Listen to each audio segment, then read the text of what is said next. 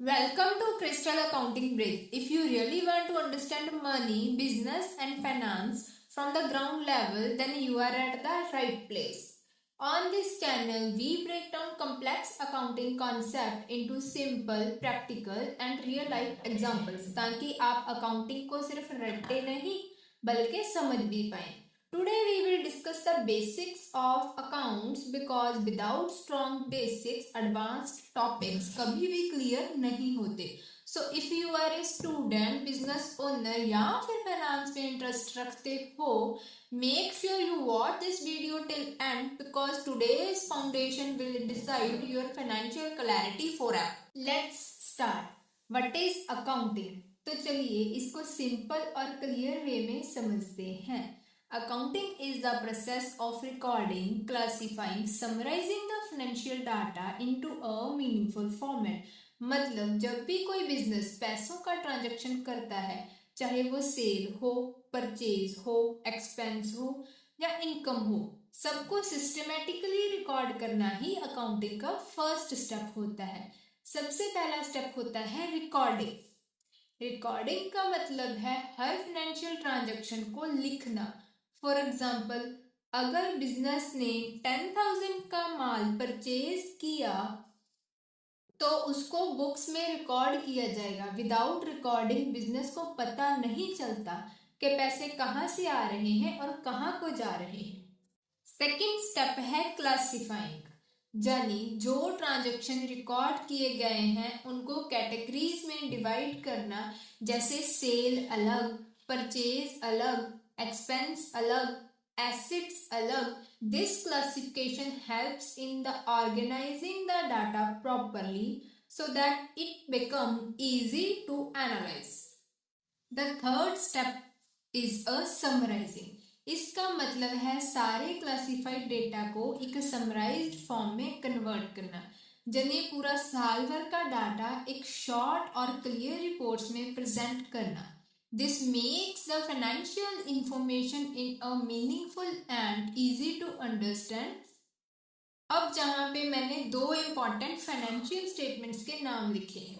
First is balance sheet, second is profit and loss. If we discuss about balance sheet, balance sheet बताती है business के पास कितनी assets हैं, कितनी liabilities हैं और ओनर का कैपिटल बिजनेस में कितना है. In a simple words, it shows the financial position of the business at a specific date, and the profit and loss account says कि बिजनेस ने एक सर्टेन पीरियड में कितना प्रॉफिट कमाया या फिर कितना लॉस हुआ. It compares total income with total expenses. अगर इनकम ज्यादा है तो प्रॉफिट और अगर इनकम कम है तो लॉस. तो ओवरऑल अगर सिंपल लैंग्वेज में बोले, अकाउंटिंग एक ऐसा प्रोसेस है जो बिजनेस के फाइनेंशियल ट्रांजैक्शन को रिकॉर्ड करता है, उन्हें ऑर्गेनाइज करता है और फाइनली रिपोर्ट्स के फॉर्म में प्रेजेंट करता है ताकि डिसीजन मेकिंग इजी हो सके.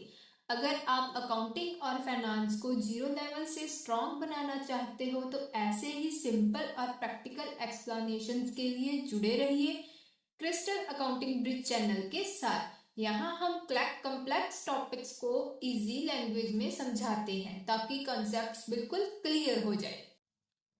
अब हम समझेंगे अकाउंटिंग प्रोसेस को, जो कि हर बिजनेस की बैकबोन होती है. अकाउंटिंग सिर्फ नंबर्स लिखने का काम नहीं है बल्कि एक सिस्टमेटिक प्रोसेस है जिससे बिजनेस की फाइनेंशियल हेल्थ पता चलती है. सबसे पहला स्टेप होता है सोर्स डॉक्यूमेंट. सोर्स डॉक्यूमेंट वो ओरिजिनल प्रूफ होता है जो ट्रांजैक्शन को सपोर्ट करता है, जैसे bill, invoice, cash memo, receipts, salary slip etcetera.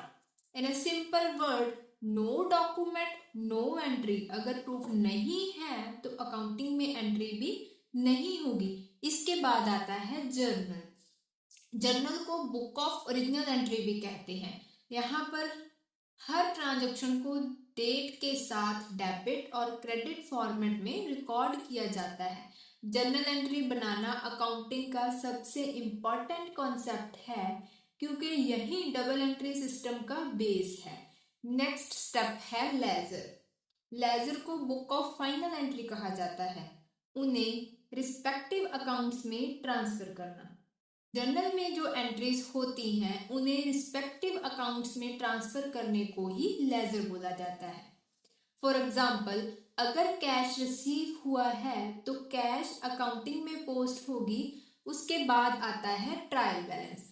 Trial balance का मेन पर्पस होता है चेक करना कि टोटल डेबिट अमाउंट और टोटल क्रेडिट अमाउंट इक्वल है या नहीं। If both sides are match it means entries सही हैं, लेकिन याद रखें मैचिंग ऑफ ट्रायल का मतलब 100% एरर फ्री अकाउंटिंग नहीं होती। फाइनल स्टेप होता है फाइनेंशियल स्टेटमेंट्स बनाना। ये वो रिपोर्ट्स होती हैं जिनके बेसिस पर बिजनेस की परफॉर्मेंस और पोजीशन को जज किया जाता है। फाइनेंशियल स्टेटमेंट के अंदर 4 चीजें आती हैं: profit and loss, balance sheet, cash flow statement, statement of change in equity. Profit and loss बताता है कि बिजनेस को प्रॉफिट हुआ या लॉस हुआ ड्यूरिंग द ईयर।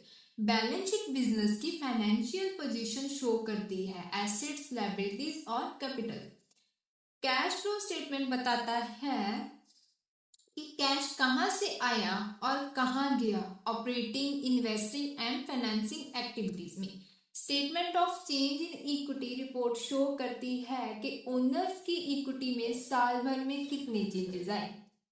अब सोर्स डॉक्यूमेंट से लेके ट्रायल बैलेंस तक का पार्ट बुक कीपिंग का हिस्सा है, जिसकी जॉब एक सिंपल अकाउंटेंट बहुत अच्छे से परफॉर्म कर लेता है और उसके बाद फाइनेंशियल रिपोर्टिंग स्टार्ट होती है।